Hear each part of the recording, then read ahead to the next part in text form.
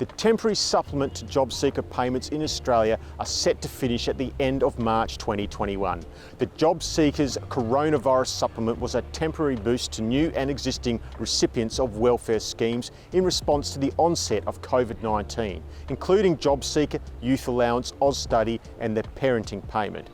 In early 2020, the supplement was set at an additional $275 per week, virtually doubling payments for some recipients.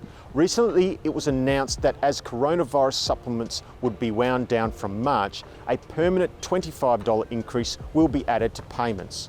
While a permanent increase will make some better off, welfare recipients will be worse off by $250 per week compared with the onset of COVID-19. But will the removal of JobSeeker supplements have any impact on the housing market?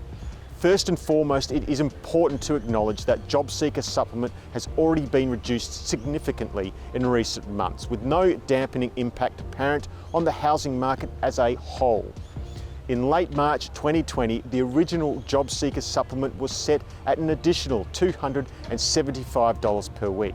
In late September, the supplement was reduced to $125 per week, and it was reduced further to $75 per week through the first quarter of 2021. However, housing market momentum has increased from September to January amid a reduction in the supplement. Between the end of September and January, the CoreLogic National Home Value Index rose 3.2% and rental values increased 2.5%. Another consideration is that even as the JobSeeker coronavirus supplement reduced, fewer Australians have been reliant on welfare due to a strong recovery trend in the labour market.